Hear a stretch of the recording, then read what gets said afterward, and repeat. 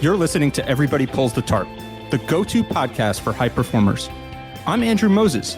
Each week, you'll hear my thought-provoking conversations with Olympians, pro athletes, CEOs, elite coaches, best-selling authors, and other high performers to uncover their secrets to success. Get ready to be inspired each week when we talk about leadership, teamwork, work ethic, and more. Are you ready? Let's go.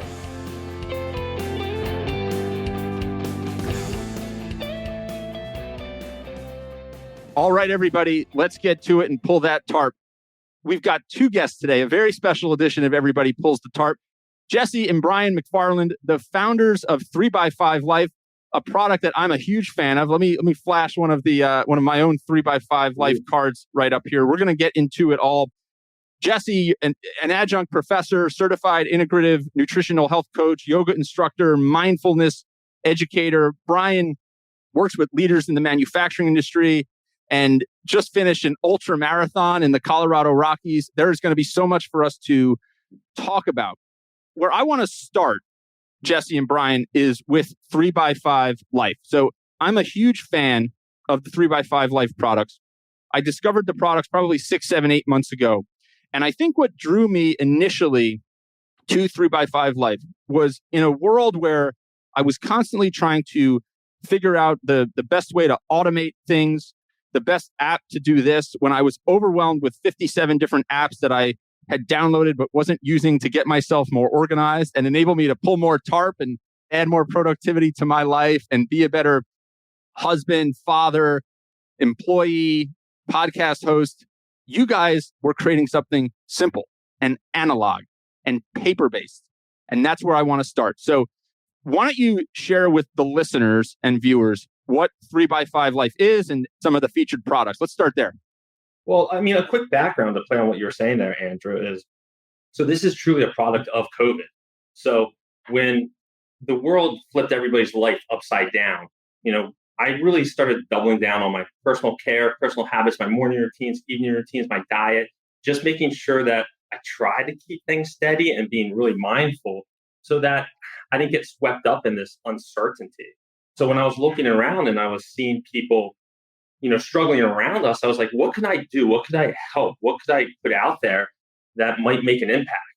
And that's where, literally making pancakes for my kids, the idea hit me mid-flip, and it went from inception, just the idea hit me, to full-blown product launch in 7, 8 weeks. So it's fast. So I remember you explaining to me the story, how fast it was. So let's explain to folks, though, these cards and how they work. So I'm holding one up here in my hands, and I use these every day. It's one of my kind of favorite habits and routines that I've set. But from your mouth to the listeners' ears, explain the 3x5 Life cards. So on one side of the card is AM gratitude and PM routines. So the idea is to prompt you to, at first thing in the morning, to write something you're grateful for. Write 3 things you're grateful for. Draw something that inspires you, something that just brings gratitude to your life. And then in the evenings, on the other side of the card is PM wins. So BJ Fogg, in his famous book, Tiny Habits, he said, gratitude's in vogue right now, but eventually celebration is going to rank right up there with gratitude. So we need to start celebrating daily wins, celebrating the little and big wins of every single day. So that really hit home when I read that. So that's why I have on the other side of the card, PM wins. What are 3 great things that happened today? And there's science that goes along with that before you go to bed, if you're putting those positive things in your mind, you're going to sleep better. You're going to have better dreams at night. It's just going to kind of just uplift you right before bed. And then on the back end of the card is your typical, task list and day calendar, or we have a note version to just really try to get you organized to focus on the top 10 things you need to accomplish today, not the 20 or 100 things. So that's kind of a quick breakdown of the card. And that was super intentional. You brought up the simplicity of the product. I think, I'm a habit of putting a to-do list together that has 50 things on it. And I feel like I never accomplish everything that I want to. And we were looking for that prioritization process of, okay, what's the most important things that we need to do today? And so it took that big to-do list and kind of made it a little bit more bite-sized. And I found that I was able to achieve more, which gave me that sense of accomplishment. And then, transferring that right to my wins made me feel like the system was actually working a little bit easier for us. And Jessie, that kind of just keeps this, once you get that cycle of positivity and accomplishment and gratitude and celebration going, it's easier to keep spinning? Absolutely. I mean, it's funny because people use these cards in all different ways, and it's been so interesting to hear how people utilize it. And a lot of people were getting stuck with the word gratitude in the mornings. Like they were like, I was writing down very, things like the same things every day, right? We say like, we're grateful for my family. I'm grateful for food. I'm grateful for my house. And so people even flipping the language of the card to like, I get to, right? So like, I get to do this today, 1, 2, 3. And it could be something like go to work, right? I get to go to work. I was an educator for 13 years, a teacher for 13 years. And there were days where that's a celebration. I got to see my students, and just flipping that script first thing in the morning can change the trajectory of your day and how you're kind of entering it. And then going to bed, like you said, with that win in the PM and celebrating what went well instead of what didn't go well gives you that just extra boost of, okay, like I'm going to do this again tomorrow and it's going to feel really good. I absolutely love the get to, and I always talk about the get to versus the have to, right? If you take the things that you have to do and you talk about them in the context of things that you get to do, it's a subtle, simple mindset shift that can have a really, really big impact, right? Like I talk about it, instead of, I have to park so far from the store, I get to go to the store and I get to buy things and I get to get a little exercise when I walk to the store. I get to do this, I get to do that. It creates this sense of gratitude for sure. One of the things for me that's helped me be more productive using the 3x5 Life product system and cards is the ability. I still use my Microsoft Outlook and Google Calendar.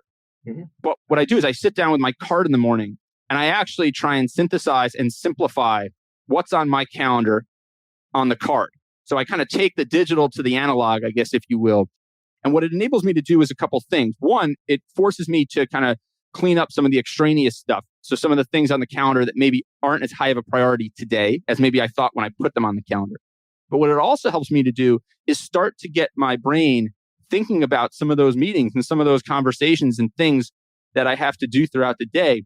And I find that it enables me to be more creative. I'm sharper when I walk into meetings. I have a better idea of what I want to do because the 3x5 Life card has forced me to kind of go digital to analog, I guess the way you kind of put it. And then it also, so often through the day, things are happening so fast and you just get an alert. And I find that, before the 3x5 Life cards, I was driven by alerts. I would get an alert. Okay, I got to go do this.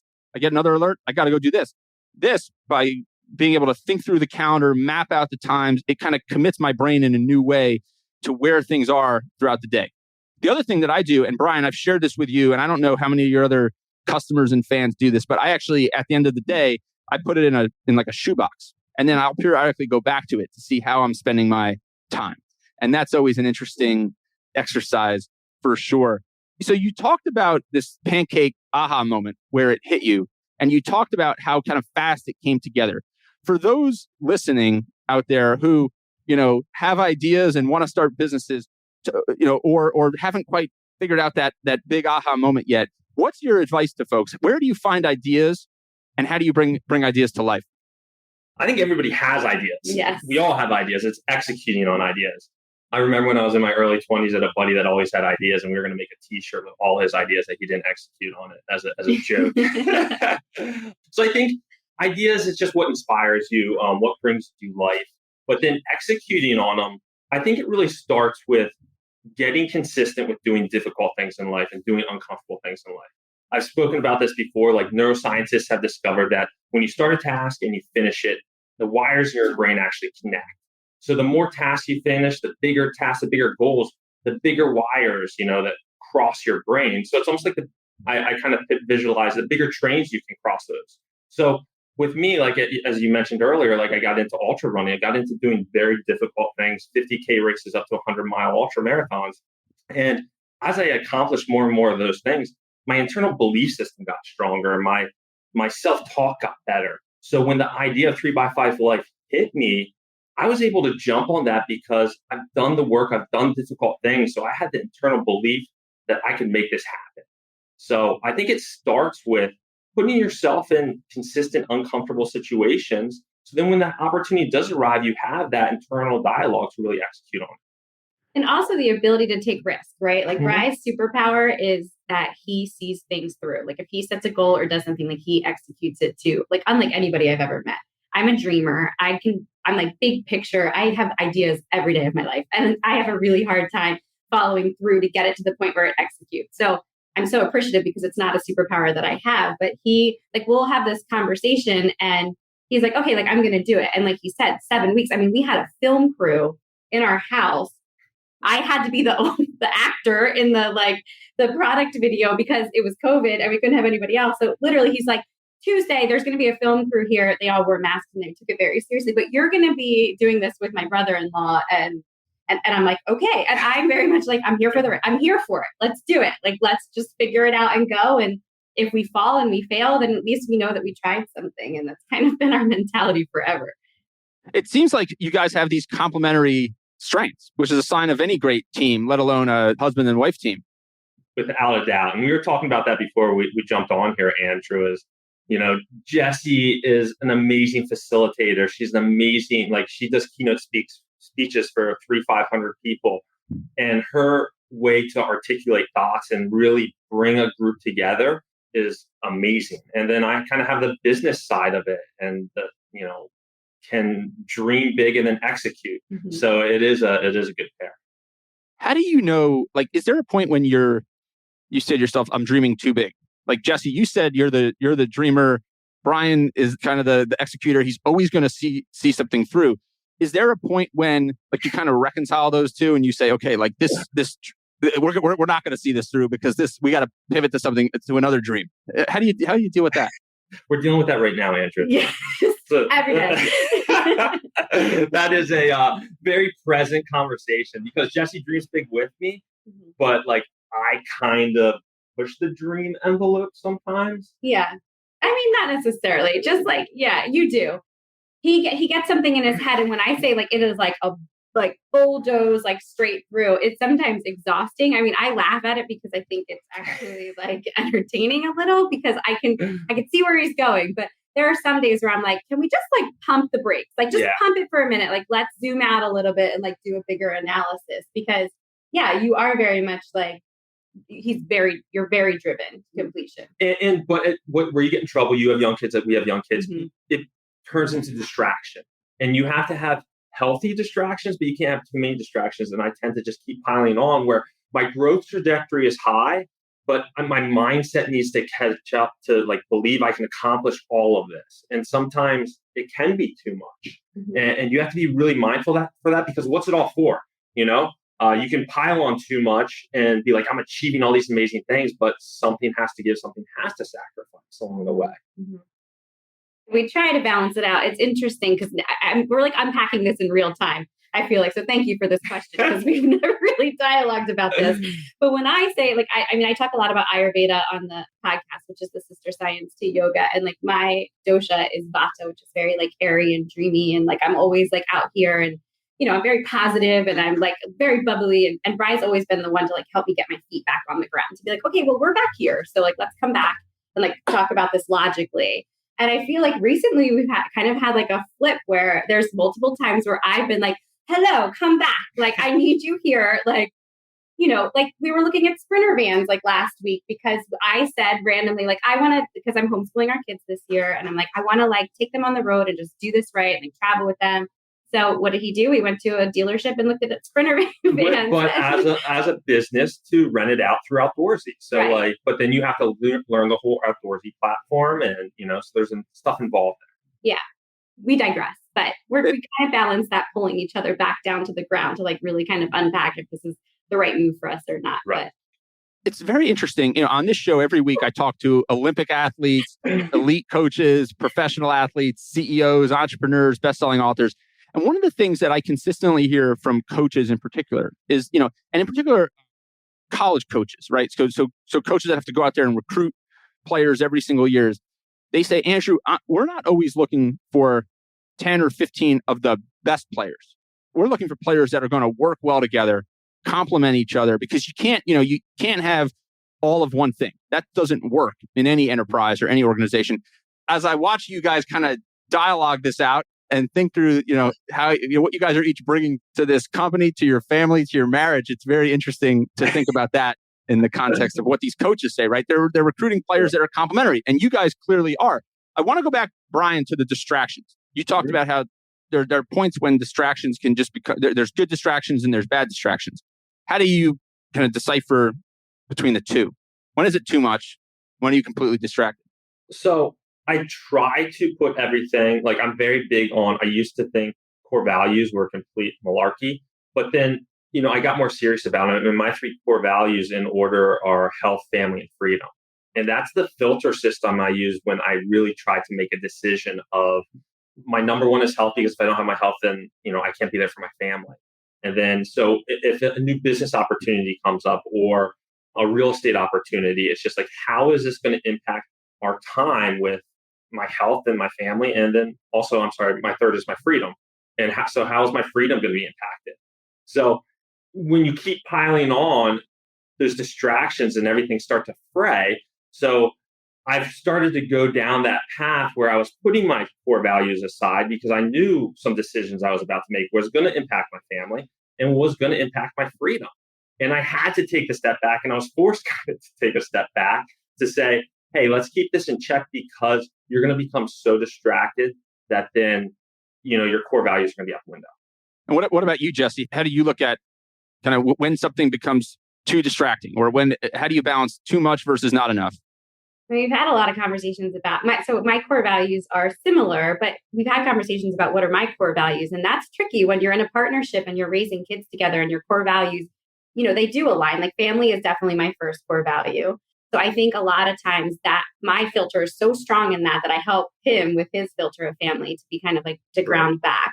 But I mean, lately I am definitely a yes person. And, we've had conversations about that. If it's not a hell yes, it's a no, has been kind of something that we've talked about a lot over COVID, because we've had time to kind of assess our calendar and how many things we're saying yes to. And also your career move here. Career move, yes. So, just to interject here, hats off to Jessie. Like we're homeschooling the kids this year, and she's taking that on because her core value is family, that she had an amazing career opportunity this year that she put to the side because she knew it was going to be such a distraction to what she wanted to focus on, which was the kids, at least this calendar year. And that was just our choice. I mean, there's no right choice in all of this, but that choice to homeschool. I mean, I homeschooled last year, and the thought was that we were going to go back to kind of the role of things. But yeah, I mean, that was something, again, through my core value filter for sure. But that hell yes, if it's not a hell yes, it's a no, has been really helpful for me too. That's interesting. I want to like double click into this hell yes. If it's not a hell yes, it's a no, because I think that's something that a lot of the listeners can benefit from, because there are constantly demands requested. There's requests of our time. There's demands of our time. There's ambitious people and high performers are always looking for the next opportunity, and opportunities present themselves to high performers. And take the listeners through that hell yes or no kind of mindset. If your gut kind of initial visceral reaction is not hell yes, then it's a no. Is that how you guys go about doing that? I mean, for me, yeah, I found myself in multiple situations where I've said yes to start like a business with somebody, like a friend, or I love like doing creative things that aren't necessarily in my wheelhouse, because I feel like they always teach me a lesson. But what I find is when I'm doing something that's outside of my comfort zone for too long, or outside of, I guess, my passions and purpose, then I feel out of alignment and off kilter, and it becomes something that's more of a burden, right? So when something presents itself, my gut reaction is like, absolutely, I'll do it. But I have to like hit the pause button for now and like take a step back and usually think about it in terms of, is this in alignment to where I'm going, where I want to be, my North Star, that thing that fills me up. And usually, my buckets are family, contribution, and well-being. And so even with like presenting, I'm offered all types of topics to present on. And lately, if it's something that's not like, I do a lot of wellness and self-care and stress management and well-being and staff support and social emotional learning. If it's not in those buckets that I love so much, it's a no now. So it's difficult. It's not like it comes like intrinsically for me. It's work. Like I have to be like, okay, not a yes, and that's a no kind of thing. And also, Andrew, something could be a hell yes 5 years ago. That's a no now. Mm-hmm. And recognizing that, like, you decide to be on some board or some community center position, that now you're stuck in this every Thursday, I have to go to this meeting that's not filling you up anymore, when you could be allocating that time towards your passion, towards your side hustle, towards your kids, and really being like, you know what, I'm past that chapter in my life. It's time to step away.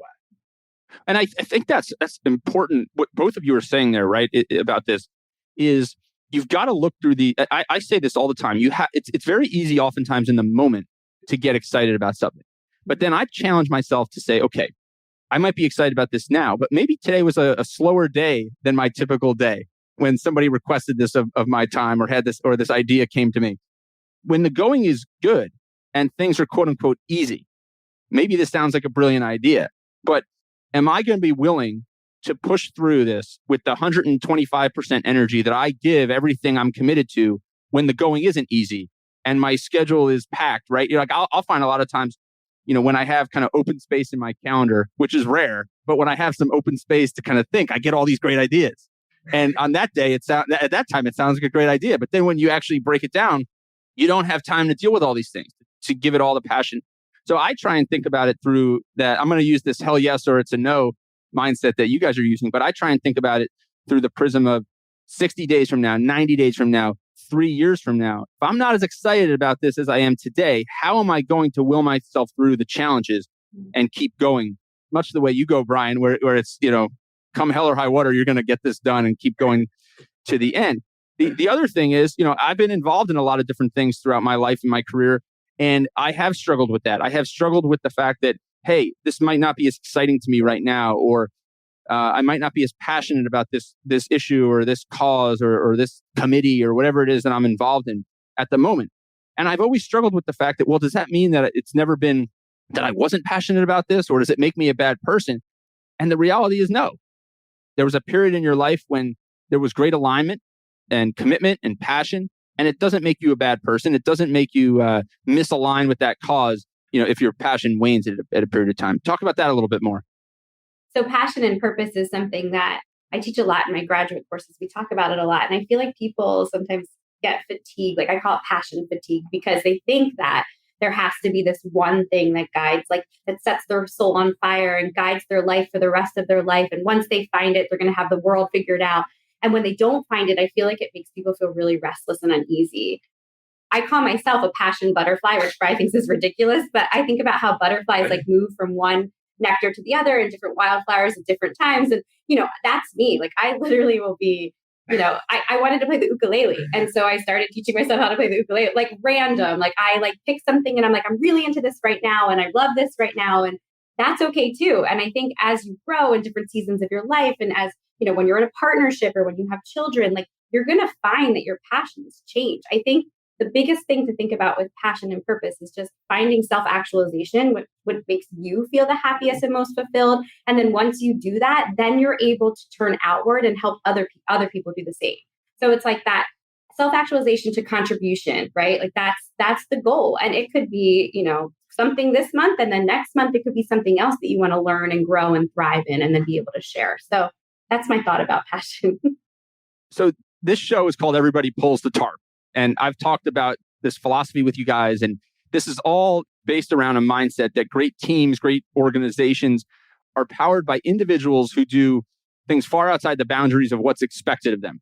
They clean up after themselves, even if they didn't make the mess. They do the little things that essentially nobody was expecting them to do. This everybody pulls the tarp mindset. It's all about little, simple things that make a big difference on your success. So other than the 3x5 life cards and some of the things that we've already talked about, what are some of the little things that you guys are doing as a family, as a couple, as a company with 3x5 life to maximize your productivity? What are some of the little things that you guys are doing to maximize success? So when I was thinking about this question really quickly about the pull the tarp, and you actually just said cleaning up after yourself, which actually sparked something in my brain. I know this isn't really about me, but it reminds me of this mindset that was ingrained in me when I was little. My dad was a high school administrator for most of his career. And I remember him leaving our house at 5 a.m. every day to go. And he would go to school early and he would be the first person to arrive. And he would walk around all of the hallways in the high school and pick up any type of trash or anything that was in the hallway, so that by the time the teachers and students came, the hallways were immaculate. And I ended up teaching in the same district. I wasn't at the same school that he was an administrator in. And I remember teachers saying to me, your dad is always picking up trash. He just walks around the cafeteria and the building and picks up trash. And what my dad was trying to do was to model that, like, this is our space and we take care of it. And so he said at first kids would walk in and just walk over the trash and like walk right by him as he was picking it up. But he never said anything. And the more he did this, kids would stop and pick up the trash, right? So it was that. And then now my brother's actually an administrator and he does the same exact thing. So, and it was something that just was ingrained. And, thinking about that idea of modeling is the most important form of teaching. And as a teacher, I never asked my kids to do something that I wasn't willing to do myself. I was a middle school educator, 13-year-old kiddos. And if I asked them to do some type of crazy team building activity that put them out of their comfort zone or like game, you better believe that I was like right there with them. And I think that was something that was such a huge piece of my childhood, like seeing that modeling behavior, that it shaped, our family. So we try to do that with our own kids and that modeling. Exactly. No, do what I do, not what I say. Right? Yeah. Yeah. And one story that comes to mind for me is I'm a part owner in a machine shop, and we make Jeep aftermarket parts and parts for the Navy, and have some heavy equipment manufacturing as well. The company's only about 4 years old. And about a year into it, we get this big contract, and we have like 3 guys on the floor, and we don't know how we're going to get all these parts out. And it's me and a couple other owners, and we start working night shift. We start going in at night and start running the machines. And we did that for like 2 weeks to get this big order out, just because we were a young company. We wanted to have this culture of like, everybody pulls a tarp. So these guys during the day were hustling even harder because they knew the owners were coming in at night, working night shift to make parts. So they almost like wanted to outperform us and have more throughput during the day shift than we did at night. But it created this culture that now 4 or 5 years later, the company's doubling in size and we have an awesome team internally, but it started by planting those seeds in the beginning. I think what's so cool about the stories that both of you shared there, 2 completely different stories, but look at the effect that it had on the broader organization, the broader community. You've got Jessie, you've got your father cleaning up at the school, setting the tone, and then all of a sudden you have the students and everybody else cleaning up after themselves in this whole new way, pulling the tarp for the school, the community, each other.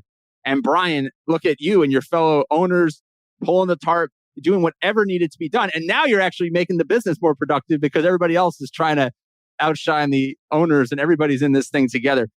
There's so much power in this pull the tarp mindset, I believe. And, I'm on this journey to uncover all the tarp pullers out there and build this world full of tarp pullers as I talk about it. People who, Jessie, you called it modeling. I use the phrase leading by example, right? Just like you said, not asking someone to do anything that you wouldn't be willing to do yourself or you haven't done yourself. And I think that's so critical. I've had a lot of fun talking to you guys here the last 30 minutes or so. I feel like, Jessie and Bryan, you guys are part of my everyday existence with the 3x5 life cards. You guys have changed the way I organize myself. I know you're changing the way that so many are going about their day. So keep pulling the tarp, continue to make an impact. And before we wrap up here, I just want to share with listeners, if you want to join me on my 3x5 life journey, head to 3x5life.com, buy yourself some 3x5 life cards. You can use my discount code Andrew10. That's Andrew10, 3x5 life. That's 3x5life.com. And my code is Andrew10. Bryan and Jessie, I can't wait to see where you guys continue to take yourselves personally, professionally, and how many lives you're going to impact along the way with all the great work that you're doing. So thanks for spending some time with me this week, and thank you for pulling the tarp. Yeah, Andrew, thanks for having us on. Really appreciate it. Thank you for joining me this week. Be sure to subscribe in your favorite podcast app so you can catch all of our upcoming episodes. And if you are like me and want a world full of tarp pullers, then leave a review to help others find us. You can also follow me on Instagram at AndrewMoses123 and sign up for my monthly email newsletter at everybodypullsthetarp.com/newsletter. I'll share tips and insights to help you achieve maximum success and happiness. Today is a great day to pull the tarp. I am rooting for you. See you next time.